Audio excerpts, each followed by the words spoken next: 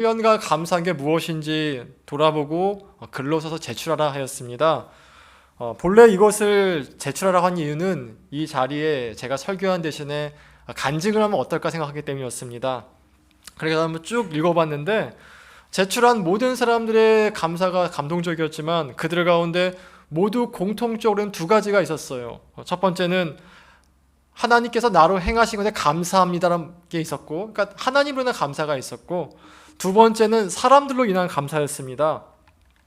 첫 번째가 하나님이 나에게 행하신 것이라면 두 번째는 내 주위에 있는 사람을 몰랐는데 이 사람이 이런 좋은 점이 있더라, 또 이 사람과 더욱 좋은 시간을 보낼 수 있어서 더욱 사랑할 수 있어서 감사하다라는 감사가 있었습니다. 여러분, 감사가 왜 중요하냐면요, 감사한 것만 내게 기쁨으로 남습니다. 1년을 쭉 돌아보세요. 1년 쭉 돌아봤을 때 고통도 있었고 뭔가 억울하게 떠오르는 것도 있을 것이고 뭔가 정말 짜릿한 그런 순간이 있었을 것인데 지금까지 내게 기쁨으로 남아있는 건 감사하는 것만 남아있습니다. 감사하지 않은 것들은 그냥 사라지거나 혹은 고통으로 남는가입니다. 근데 이게 1년만 적용되냐? 그렇지 않습니다. 인생 전체를 보았을 때 인생 마렵에 무엇이 내 기쁨으로 남아있을 것 같습니까? 인생을 다 끝나고 봤을 때 내게 기쁨으로 남아있는, 내가 자랑스러움으로 남아있는 그것은 뭐가 남아있을 것 같습니까? 감사만 남아있습니다. 감사한 것 외에는 사라지게 되어 있다는 것입니다. 여러분, 오늘이 추수감사절인데요, 감사는 결코 저절로 되는 게 아닙니다. 성경 어디에도 보면은 네가 감사하게 될 거다라는 구절이 없습니다. 대신에 감사해란 명령으로 되어 있습니다. 감사는 훈련하지 않고 연습하지 않으면 될 수 없다라는 것이죠. 여러분, 과거 공산권이 나라 가본 적 있습니까? 중국이나 러시아, 베트남 이런 데 가본 적 있습니까? 저는 러시아에 꽤 오래 살았는데요, 러시아 사람들이 절대로 하지 않는 말이 있습니다. 감사합니다, 미안합니다를 안 합니다. 스파시바 이즈비니째 절대로 말하지 않습니다. 공산권 나라들은 교육 자체가 다르기 때문에 감사를 배우지 않습니다. 비판을 배웁니다. 자아 비판, 이웃 비판, 당 비판, 비판을 배우지 감사를 배우지 않는다라는 것입니다. 또 아이 키워보면 아십시다. 아이에게 1,000만 원짜리 장난감을 주고 1억짜리 차를 준다 해들 감사를 하지 않습니다. 감사는 배워야 할 수 있는 거예요. 감사는 연습해야 할 수 있는 거예요. 감사는 훈련에서 나오지 않는다는 것이죠. 감사는요, 일종의 영성이고 일종의 철학입니다. 배우지 않으면 절대 나오지 않는 것이에요. 감사를 배운 사람은 자신의 인생을 감사한 것 토대 위에 발전시켜 나갑니다. 올 한 해 지내보니까 내가 이거 참 감사했어. 내년에도 이것이 있도록 내가 기도해야지. 이것에 더 집중해야지 나온다라는 것이에요. 근데 감사하는 걸 배우지 못한 사람은 두 가지 집중합니다. 지금 당장 바쁜 것, 지금 당장 염려되는 것. 분주하고 염려밖에 집중하지 않습니다. 그러니 늘 분주하고 염려하고 살아가게 됩니다. 여러분, 감사라는 건요, 내 인생을 본질로 돌아오게 만들어요. 내가 진짜 붙들어야 될 것. 여러분, 우리의 모든 것은 유통기한이 있습니다. 대통령도 유통기한이 있죠. 5년입니다. 돈도 유통기한이 있습니다. 돈 많이 벌어봤자 그것이 기쁨이 되는 게 언제인 것 같습니까? 맛있는 것이 많이 먹어봤자 기쁨이 되는 유통기한이 있죠. 이건희가 죽을 때까지 돈 때문에 기뻐했을 것 같습니까? 아닙니다. 어느 순간 재미를 잃어버립니다. 미국의 한 칼럼니스트가 병원에 갔다가 의사한테 이제 6개월에서 1년 남았습니다라는 평을 받고 쓴 칼럼이 있는데 이것입니다. 제목이 할 걸이에요. 할 걸. 좀 더 친구들과 함께 보낼 걸. 좀 더 아이들과 시간을 보낼 걸. 좀 더 TV 보는 시간을 줄일 걸. 좀 더 하나님과 함께 할 걸. 1년 남은 거 보니 남은 것은 사랑밖에 없다. 1년 남고 보니까 남은 게 사랑밖에 없다라는 것이에요. 누구도 분주하고 염려 때문에 살아가고 싶지 않습니다. 그러나 그렇게 살아가게 되어 있어요. 그것을 뒤집는 힘이 감사라는 것이에요. 감사가 습관이 되면요, 내가 감사한 것에 집중하게 됩니다. 작년 한 해에 여러분 뭘 감사했습니까? 아까 말씀드렸다시피 하나님이 행하신 거 감사했다 했죠. 그럼 하나님이 행하신 그거에 집중하게 된다는 거예요. 작년 같은 이것도 구했고 저것도 구했을 텐데 하나님이 주신 것도 있고 주시지 않은 것들도 있습니다. 과정 가운데 있는 것들도 있고 아예 말씀하지 않는 것들도 있죠. 감사하는 사람은요, 주신 것에 집중하고 그 주신 것을 발전시켜 나간다라는 것이에요. 이거는 성경을 봐도 동일합니다. 사도 바울이 평생에 두 가지 추구했습니다. 첫째는 하나님이 지금 내게 하시는 그 일을 집중했어요. 두 번째는 지금 내 곁에 있는 사람에게 집중했어요. 지금 하나님, 지금 내 곁에 있는 사람. 그러니까 사도 바울이 평생에 두 가지를 집중했다는 것이에요. 오늘 본문에 보니까 오늘 지금 본문은 사도 바울이 로마 감옥에 쓰여진 것이에요. 감옥에서 이제는 내 인생의 마지막이 왔구나라고 했을 때 쓰여진 것이에요. 내 인생의 마지막이었을 때 사도 바울이 뭐합니까? 디모데에게 편지를 쓰죠. 디모데야, 이제 마지막이 되었어. 내가 너를 사랑하기 때문에 내가 내 남은 힘을 다하여 너에게 집중하고 싶어. 이거 아닙니까? 후회가 없어요. 아쉬움이 없어요. 대신에 지금 남은 시간에 집중할 걸 찾아요. 대단하지 않습니까? 사도 바울이 감사가 습관했던 증거 중에 하나예요. 사도 바울은 과거에 살지 않았어요. 죽기 직전에도 오늘을 살았어요. 사도 바울이 자기의 평생 가운데 하나님이 지금 하신 일에 집중하고 내 지금 옆에 있는 사람이 집중하자 자신의 인생을 이렇게 표현합니다. 6절 한번 읽어볼게요. 다 같이 읽습니다. 전제와 같이 내가 벌써 부어지고 나의 떠날 시각이 가까웠도다. 전제는 뭐냐면은 로마에서 제사를 지낼 때 마지막에 포도주를 붓거나 아니면 과즙을 으깨서 그 으깬 즙을 붓는 걸 전제라고 합니다. 가장 제사의 마지막 순간이 되는 거예요. 이 마지막 순간이 되어야 그 제사가 온전한 예배가 된다는 것이에요. 근데 사도 바울이 자신을 보니까 자신의 인생이 이렇게 온전하게 되었다라는 것이죠. 근데 이 구절을 영어로 보면 이렇게 써 있습니다. 다음 슬라이드요. 한번 읽어볼게요. For I am ready to be offered and the time of my departure is at hand. 써 있습니다. 이렇게 보면요. 우리 한글로 보면은 수동태로 되어 있지만 영어로 보면 이렇게 써 있죠. 나는 준비되었다예요.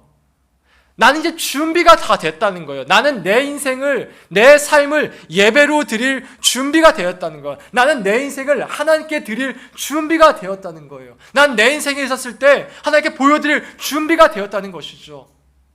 여러분, 우리가 이런 말 자주 합니다. 내 삶이 예배가 되었으면 좋겠다고. 하죠. 저도 가끔 합니다. 근데 여러분 생각해 보십시오. 여러분의 인생 전체를 하나님이 아니라 다른 사람이, 저라고 합시다. 목회자인 제에게 다 보여줄 수 있는 자신 있는 사람이 있습니까? 여러분 인생 전체를 혹은 지난 한 주만이라도 목회자인 저에게 다 공개할 정도로 자신이 있는 사람이 있습니까? 아마 없을 겁니다. 내 삶이 예배가 되려면 흠이 없어야 되거든요. 근데 내 삶을 하나님을 고사하고 사람에게 보일 정도도 자신인 사람은 없을 거예요. 근데 사도 바울이 이렇게 얘기합니다. 나는 이제 준비가 되었다고. 나는 내 삶을 예배로 드릴, 하나님께 보여드릴 준비가 되었다고. 내 삶이 예배로 드려져 보여줄 준비가 되었다고 말합니다. 이게 어떻게 가능했습니까? 사도 바울이 두 가지에 집중했기 때문에 그래요. 하나님이 지금 나에게 무엇을 하셨는가? 지금 나는 내 곁에 있는 사람을 어떻게 사랑하고 있는가예요. 내가 이것에 집중할 때 내 인생이 흠이 보이는 게 아니라 넘어지 보이는 게 아니라 어느 순간 보니까 주께서 온전하게 만들어 오셔서 예배로 보여질 준비가 되었다라는 것이죠. 여러분, 우리 인생은요 준비하는 겁니다. 이것이 끝났을 때 하나님 보여드릴 준비가 된 게 우리 인생이에요. 노세 젊어서 노세가 아닙니다. 절대로 아니에요. 우리는 지금 인생을 준비하고 있습니다. 하나님께 보여드릴 준비하고 있는 것이에요. 다 그렇지 않습니까? 우리는 지금 엄마 아빠가 될 준비하고 있고 다 준비하고 있지 않습니까? 세상은 이렇게 얘기하죠. 주도권을 잡고 네가 마음대로 살아가라고. 제가 지난주 책을 한 권 봤는데 이런 책이 있었습니다. 내 인생 내 마음대로. 진짜 있어요. 그리고 이 책의 부제가 이겁니다.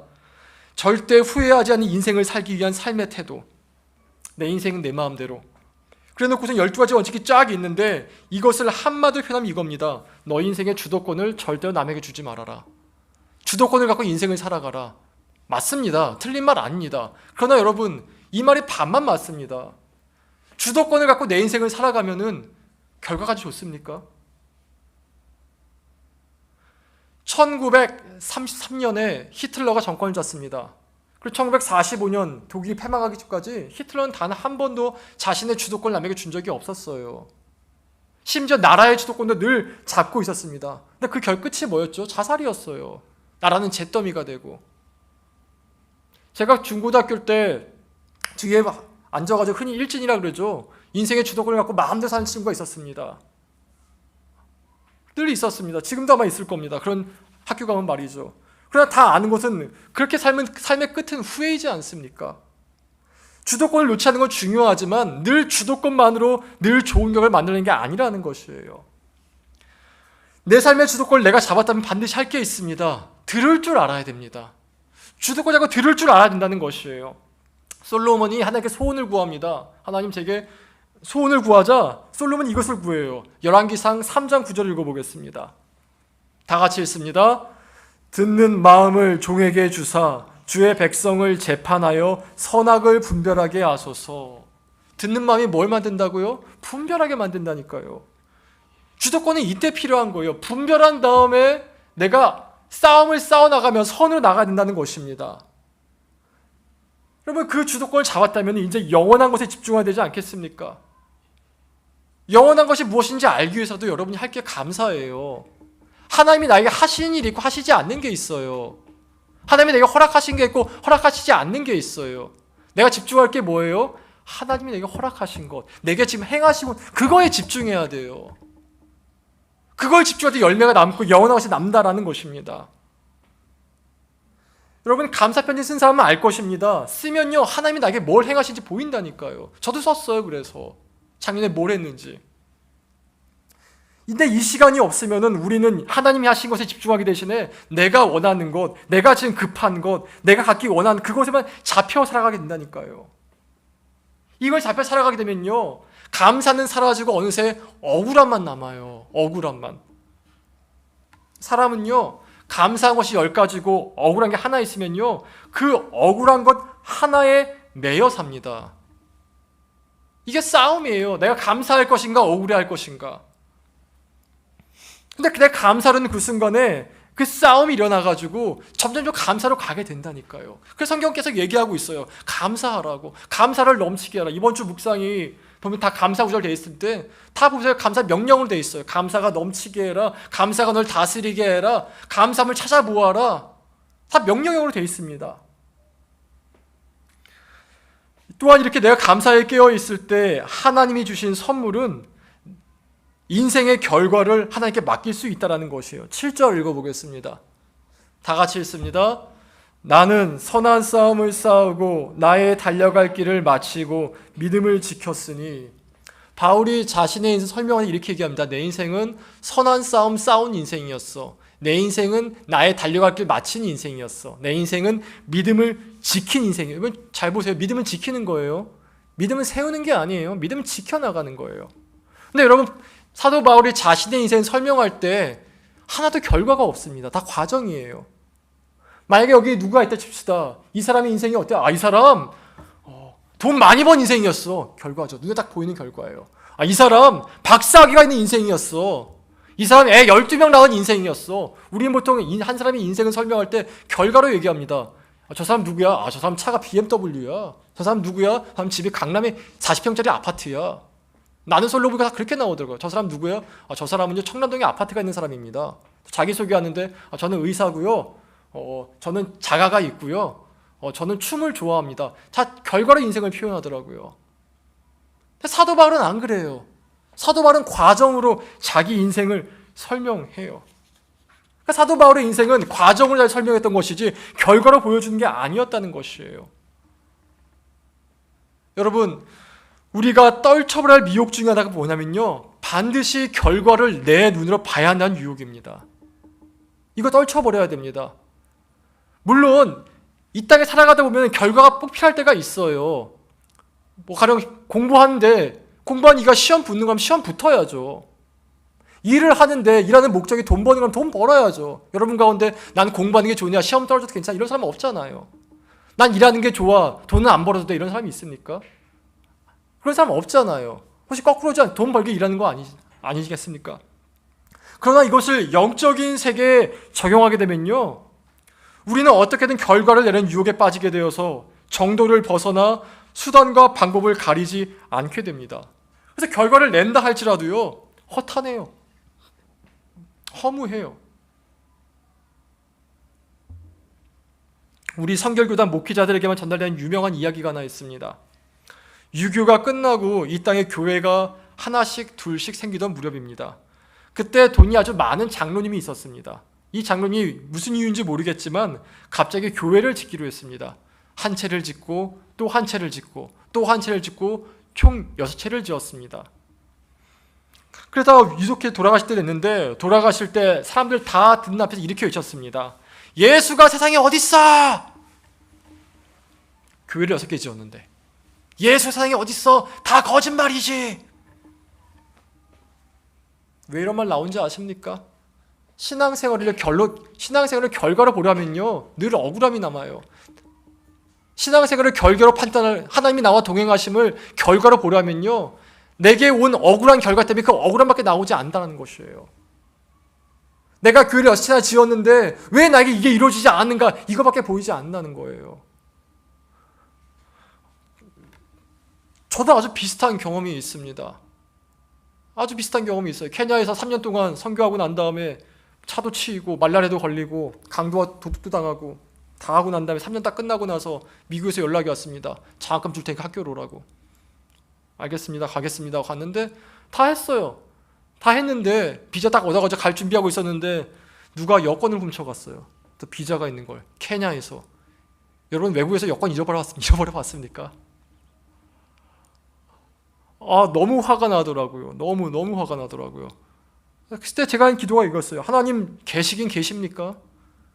어떻게 저에게 이렇게 할 수가 있습니까? 27부터 30까지 그 황금의 나이에 몸무게 40대까지 줄어가면서 선교했는데 어떻게 되게 이럴 수 있습니까? 이 분노를 가지고 12월 25일 날 오신 스승님한테 가서 물어보니까 그 교수님이 저한테 이렇게 말씀하시더라고요. 너 하나님께 투자했니? 너 하나님께 투자하고 결과 바라는 거니? 그때 제가 알았어요. 내가 자기 의의로 하나님 믿고 있었구나. 자기 의의로 하나님 믿고 있었구나. 근데 바울은 이게 없었어요. 오늘 쓴 본문은 로마의 감옥입니다. 6절 다시 한번 보여줄래, 민서가? 이렇게 써있죠. 나의 떠날 시가 가까웠도다. 사도 바울이 이제 곧 죽습니다. 사도 바울 어떻게 죽은지 아십니까? 못 베어 죽었습니다. 사도 바울이 15년간 사역했거든요. 15년간 사역했는데 그 결과가 결혼도 못하고 애도 못 낳고 감옥에 갇혀 있다가 목 베어 죽는 게 자신의 인생이었어요. 얼마나 억울했겠습니까? 얼마나 화가 났겠습니까? 하나님 이게 제가 헌신한 결과입니까? 라고 외치지 않겠습니까? 근데 바울의 편지 보면요 억울함이 안 보여요. 오히려 개운함만 보여요. 난 다 달렸어. 나는 다 했어. 자신의 연약함도 보이지 않아요. 자신의 부족함도 보이지 않아요. 나는 다 달렸어. 난 내 있는 모습 그대로 해서 끝까지 달렸어. 이것만 보이고 있어요. 내가 내 성취를 바라 이것도 없어요. 내가 이룬 걸 바라 이것도 없어요. 나는 다 달렸어. 그리고 결과를 하나님께 맡겨요. 우리 8절 한번 읽어보겠습니다. 8절 다 같이 읽습니다. 이제 후로는 나를 위하여 의의 면류관이 예배되었으므로 주 곧 의로우신 재판장이 그날에 내게 주실 것이며 내게만 아니라 주의 나타나심을 사모하는 모든 자에게 도니라. 사도 바울은 억울함이 없어요.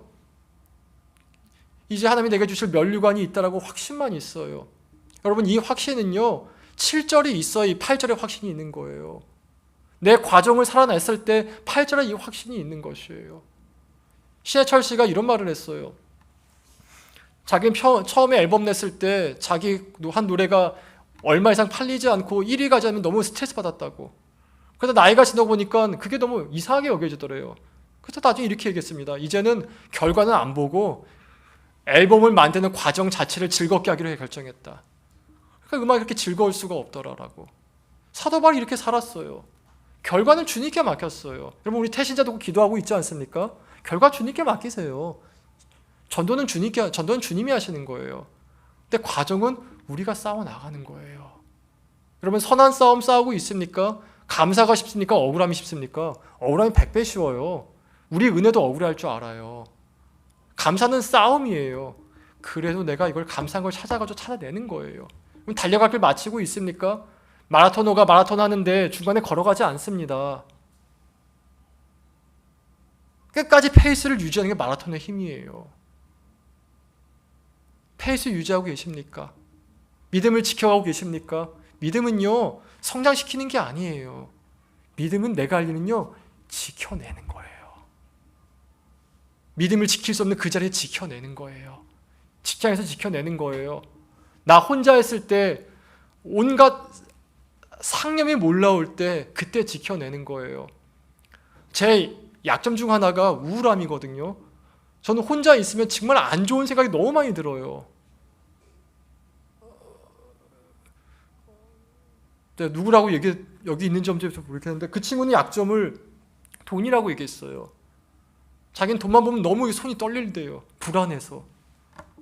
근데 저는 여러분 우울함 빠져봤습니까? 그냥 살아야 될 의미 자체가 끊어지는 것 같아요. 그게 제 싸움터예요. 아니야, 주님이 나와 함께 하셔. 억지로 믿고 가는 거예요. 근데 여러분만 다 싸움터 있지 않습니까? 어떤 사람은 두려움일 테고, 어떤 사람은 외로움일 테고, 어떤 사람은 음란함일 테고, 어떤 사람은 무정함일 테고, 난 너무 무정한데 아니야, 내 싸움터는 다정해지는 거야. 내가 또 한마디 건네봐야지. 믿음을 지켜내는 거예요. 이것을 가능하게 만든 힘이요, 감사라는 거예요. 감사해야지 주님이 어떻게 역사하시니까 보여요. 감사해야지 주님이 나에게 지금 무슨 일을 하고 계신가 보인다니까요. 여러분, 한번 1년 단위로 감사해 보세요. 오늘 가지 모임 때 어제 가지한테 얘기했지만 감사한 것도 나눌 텐데 막 안 되는 사람이 있어요. 감사는 훈련이 안 되면 못하는 거예요. 그래서 애들 감사시켜 보세요. 잘 못해요. 잘하는 애도 있어요. 우리 라일이 보니까 라일이 뭘 감사해? 그러니까 라일이가 뭐라는지 아세요? 라일이 뭘 감사해? 행복해서 감사하대요. 라일이는 뭐라는지 알아요? 난 라일이만큼 엄마 아빠 때문에 감사하다고. 이건 진짜 미연이 민석이 애들 잘 키운 거지. 부모님한테 그대로 나온 거니까. 근데 우리 하여튼 없는 사람도 있어요.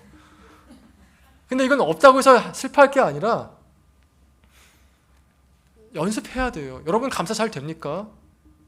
아니면 억울함이 잘 됩니까? 연습해야 돼요. 말씀을 맺겠습니다. 마지막 말은 어떤 친구의 1년 감사 편지를 인용함으로 마무리하려고 합니다. 그 내용을 그대로 읽어드리겠습니다. 올해 4월 시댁에서 집 뒤편에 가족묘를 만들어 모든 조상님들을 한 곳으로 모으는 작업을 하게 되었다. 드리던 제사를 한 번에 크게 드리는 것이라서 혹시 기독교는 무슨 기독교식이냐, 다 절해야지라고 말씀하시면 나는 어떻게 해야 될까라고 생각을 했다. 두렵고 불안한 마음을 고백하며 그날이 다가오기까지 주님을 붙잡고 기도했다. 만약 우리가 정말 주님을 전해야 되는 상황이 온다면은, 그러니까 내가 기독교임을 드러내는 상황이 온다면은 주님을 담대하게 전할 수 있되 가족들의 마음 가운데 우리가 하나님을 믿는다는 사실이 불편하게 자리하지 않기를 원했다. 그렇게 제사 드리는 날 당일이 왔고 하나님은 시아버님의 입술을 통해서 모여있는 온 가족에게 교회식으로 할 사람은 교회식으로 예의를 갖추라고 말씀하셨다. 하나님의 인도하심이라고 밖에는 설명이 안 되는 순간이었다. 시아버지께서 하나님을 믿고 교회 다니는 우리를 인정해 주시고 모두가 보는 앞에서 마음을 지킬 수 있음에 정말 감사한 순간이었다. 언제 이루어질지 모르는 가정 구원을 놓고 하는 기도에 힘을 잃어가고 있었는데 기도의 불을 끄지 말라고 주신 하나님의 응답이 아니었을까 생각한다. 이 감사 편지를 쓴 친구는요, 올 한 해 삶에 진짜 힘든 게 몇 가지가 있었어요. 취업이 다 떨어졌어요. 다 떨어졌어요. 취업 3번 다 떨어졌어요. 그리고 또 가정이 경제적으로도 어려웠어요. 또 말할 수는 없지만 개인적인 아픔도 있었어요. 근데 이 친구의 감사를 보면요, 하나님께서 이런 건 들어주지 않는데 그게 있는 게 아니라 하나님께서 올 한 해 나에게 어떻게 하셨고 내가 앞으로 무엇을 위해 기도할지가 명확히 나와 있어요. 하나님이 이 친구를 통해 가족 구원 하실 거예요. 이 친구를 통해 시부모님 전도하게 하실 거예요. 저도 매일 기도하고 있어요. 이름 불러가면서. 여러분, 감사가 준 능력이 여기에 있어요. 주님이 무엇을 하고 계신가가 보인다라는 거예요. 바울이 늘 하나님이 열어주신 길로 걸어갔던 것처럼 올 한 해 여러분도 주님이 나에게 행하신 그 길로 걸어가게 되사 내년 가운데 그것이 더 크고 넘쳐서 더 풍성한 감사로 넘치는 은혜가 있기를 진심으로 기원합니다. 우리 기도하시겠습니다. 기도하는 가운데 여러분 각자의 감사를 놓고 기도하십시다. 하나님, 올 한 해 저에게 이런 것을 행하셨습니다. 올 한 해 저에게 이런 사람들을 붙여주셨습니다. 올 한 해 사람들과 이런 것을 나누었습니다. 이것이 내년에는 더 커지게 하여 주시옵소서. 아버지, 직장 가운데 이렇게 행하셨사오니 내가 이렇게 하기 원합니다. 내가 시댁 가운데 이렇게 행하셨사오니 주께서 이것이 이루어지기 원합니다. 우리 가정 가운데 이것을 행하셨사오니 주님, 내가 이것을 붙잡고 끝까지 기도해서 열매를 보겠습니다. 내가 붙여준 사람들이 이렇게 있사오니 그 주위 사람 소중히 여기고 발과 같이 기뻐하겠습니다. 우리 1년간의 감사를 두고 하나님의 역사하심을 기대하며 다 같이 한 목소리로 기도합니다. 기도하겠습니다. 하나님 아버지의 은혜를 감사합니다.